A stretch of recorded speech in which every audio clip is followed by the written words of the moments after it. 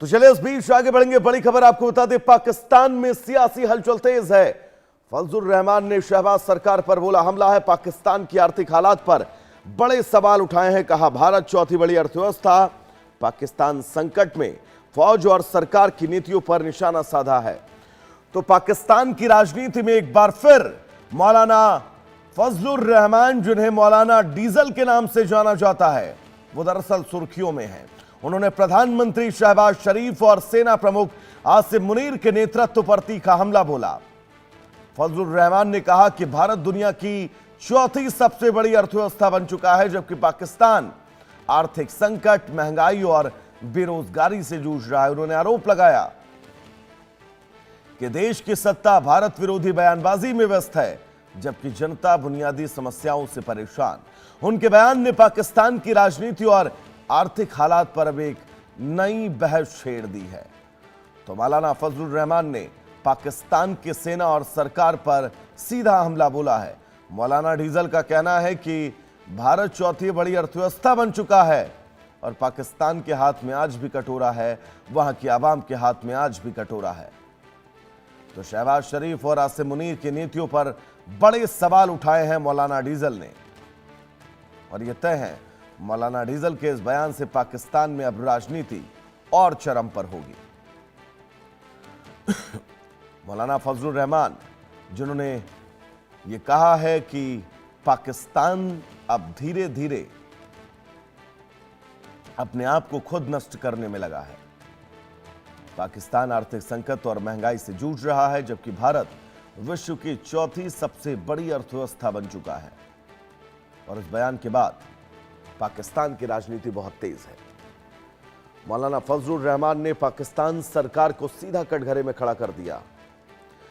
अजय शांडियाल हमारे साथ जुड़े हुए हैं तमाम जरूरी अपडेट्स के साथ। अजय, मौलाना फजलुर का यह बयान पाकिस्तान को आईना दिखाने के लिए काफी हो और ये पाकिस्तान की बेहतरी होगी, किन हालातों के बीच समझ जाए, हालांकि अब स्थितियां उसके हाथ से निकल चुकी हैं।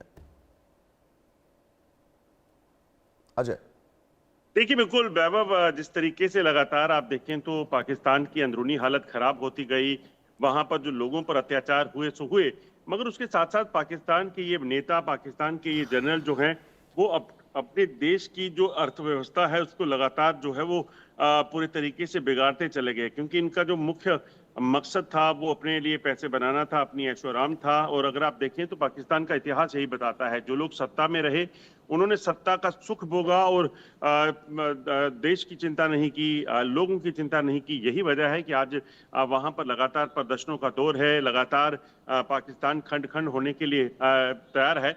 और अगर बात फजलुर रहमान की करें तो वो समय समय पर इन चीज़ों को लेकर सरकार के विरोध में खड़े होते रहे हैं। एक समय तक जो है वो ये सरकार के समर्थक रहे, मगर जैसे जैसे चीज़ें बदली, जैसे जैसे इमरान खान पर कार्रवाइयां हुई, जैसे जैसे वहां पर लोगों के प्रदर्शन शुरू हुए, दौर खराब होता चला गया, तो फजलुर रहमान ने भी मुखर होकर आवाज को उठाया और कहा कि पाकिस्तान की जो अर्थव्यवस्था है वो कहीं ना कहीं बिगड़ती जा रही है। और इसके लिए सीधा हमला उन्होंने जो है मौजूदा सरकार और सेना के मुखिया पर किया, क्योंकि जिस तरीके से आप देखिए मिडिल ईस्ट में क्राइसिस चल रहा था, उस दौरान पाकिस्तान में हालत क्या हो गई थी, दाने दाने को लोग मोहताज हो गए, तेल की कीमतें लगातार बढ़ती चली गई, पाकिस्तान में आर्थिक संकट बढ़ता चला गया। और शहबाज शरीफ और आसिम मुनीर की नीतियां जो थी वो जिम्मेदार हैं, इसका सीधा उन्होंने ऐलान किया। इस चीज को लेकर उन्होंने बड़ा हमला बोला।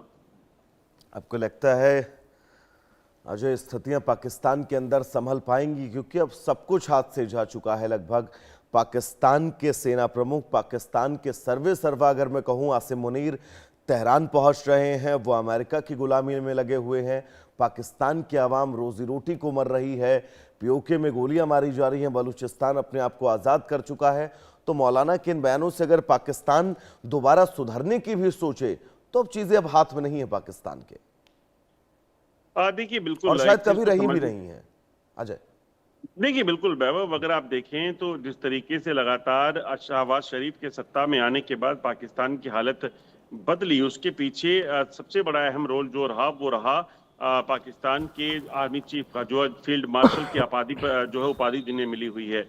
आप देखिए हुआ क्या है, हुआ ये है कि जब वहां पे सत्ता पे नवाज शरीफ ने आना था, नवाज शरीफ एक एक्सपीरियंस लीडर थे।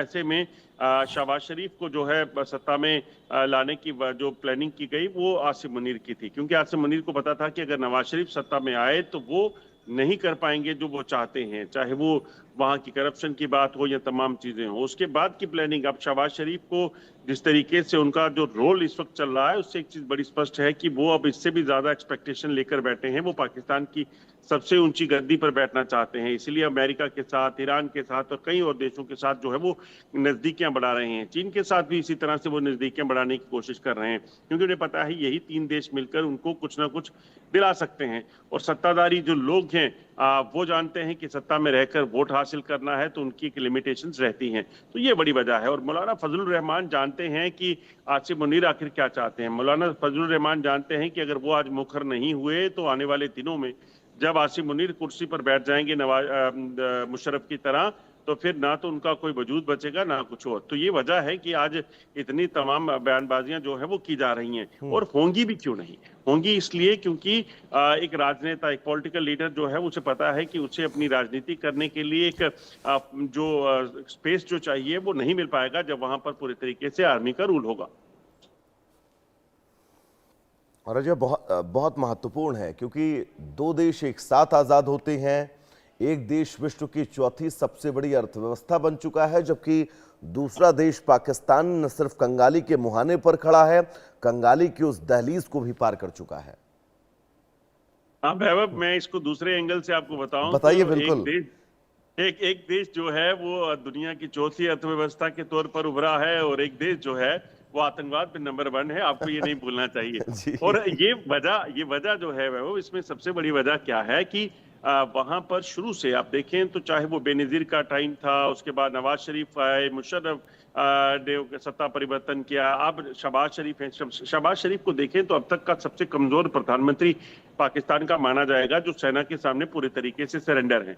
अब आसिम मुनीर ने क्या किया, जब इमरान खान बड़े पॉपुलर हुए वहां पर सत्ता में आए तो इस कमजोरी का ही फायदा उठाकर आसिम मुनीर जो है वो पाकिस्तान का तानाशाह बनने की पूरी कवायद कर रहे हैं, और उस दिशा में अब बहुत आगे भी बढ़ चुके हैं मुझे लग रहा है। अजय, फिलहाल अजय आपका बहुत बहुत शुक्रिया। तमाम जरूरी अपडेट्स के लिए आगे बढ़ेंगे। बड़ी खबर आपको बता दें, हॉर्मुज स्ट्रेट